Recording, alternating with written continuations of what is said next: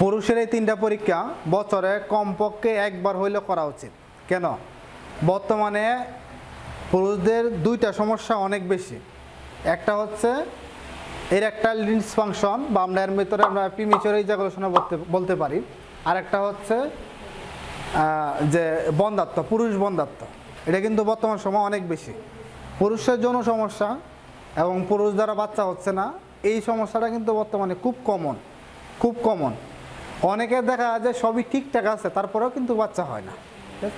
এর কারণ কি? কারণ হচ্ছে আমাদের জীবনাচরণ কিন্তু উল্টাপাল্টা, একেবারে ঠিক নাই, খাবার দাবারে ঠিক নাই, ঘুমাইতেছি না ঠিকভাবে। এরপরে হচ্ছে যে আমরা ভেজাল খাবার খাই, যেমন অনেকে আছে স্মোকিং এডিক্টেড, তাদের কিন্তু এই সমস্যাগুলো অনেক বেশি হয়।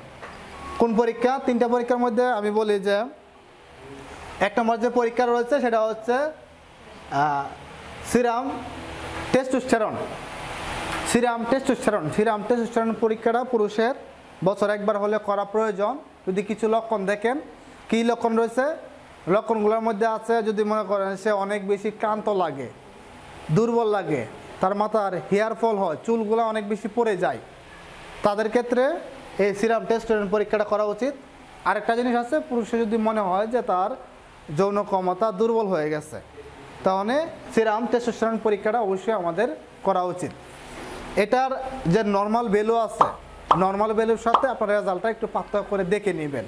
যদি অনেক কম থাকে তাহলে তার লক্ষণগুলো দেখা দিবে, যেমন তার হেয়ার ফল হতে পারে, চুল পড়ে যেতে পারে, তার অনেক বেশি ক্লান্তবোধ লাগতে পারে, বা তার যে মিলনের সময়টা আসে নর্মালি যতটুকু আগে যতটুকু ছিল অতটুকু না গিয়েও আগের থেকে অনেক বেশি কম হইতে পারে। এগুলো হচ্ছে মূলত লক্ষণ। দুই নম্বর যে পরীক্ষাটা সেটা হচ্ছে সিমেন অ্যানালাইসিস, সেটাকে আমরা বলে থাকি বীর্য পরীক্ষা। এই বীর্য পরীক্ষাটা আমরা বলে থাকি নর্মালি যে 4 থেকে 5 দিন অথবা এক সপ্তাহ যদি হয় ভালো, 4-5 দিন এটা আপনি সহবাস বলেন বা মাস্টারবেশন বলেন, অফ রাখতে হবে। দেন হচ্ছে আপনি বীর্যটা দিবেন, দেওয়ার পর এটা অ্যানালাইসিস পরীক্ষা করা হবে। এটা হচ্ছে মাইক্রোস্কোপের মাধ্যমে দেখা হবে যে শুক্রাণুর পরিমাণ কী রকম আছে, হ্যাঁ, কতটুকু আছে, মর্টালিটি, মরফোলজি, এগুলো কীরকম আছে। ধরেন একটা শুক্রাণু আছে হচ্ছে, আপনার শুক্রাণুর পরিমাণ ভালো আছে, ধরেন যে আপনার মোটামুটি শুক্রাণুর পরিমাণ 120 মিলিয়ন আছে, ঠিক আছে, আপনার শুক্রাণুর পরিমাণ আছে 120 মিলিয়ন, কিন্তু শুক্রাণুর মর্টালিটি মানে কি? হ্যাঁ, না, ধরেন যে একটা শুক্রাণু, হ্যাঁ এইরকম, তার সাইজটা শেপটা ভালো আছে, কিন্তু আরেকটা শুক্রাণু যদি তার এরকম থাকে, তাহলে দুইটার মধ্যে পার্থক্য আছে না? অনেকেই বলে যে বাচ্চা কনসেপ্ট হওয়ার পরে বাচ্চা মিসক্যারেজ হয়, অর্থাৎ বাচ্চা মারা যায়, হ্যাঁ, অ্যাবর্শন হয়, মিসক্যারেজ হয়ে যায়।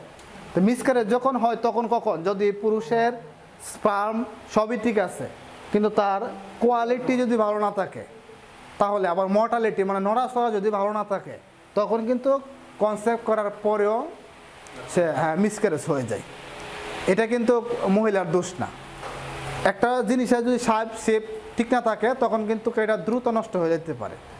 এই জন্য হচ্ছে আপনি প্রত্যেক বছর চেষ্টা করবেন, যদি এই ধরনের সমস্যা থাকে যে বাচ্চা কনসেপ্ট করে না বা কনসেপ্ট করার পরেও বাচ্চা মিসক্যারেজ হয়ে মারা যায়, সিমেন অ্যানালাইসিস পরীক্ষাটা করার জন্য।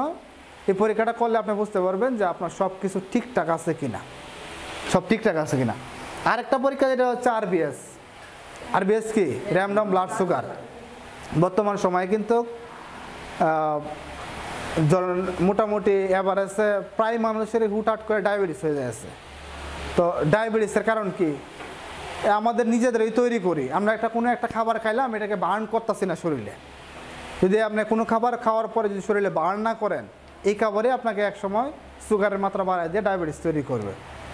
ডায়াবেটিস যদি হয়ে যায় একজন পুরুষের, তখন কিন্তু তার জন্য সমস্যা সৃষ্টি হয়, টেস্টোস্টেরন লেভেল কমে যায়, বা এই যে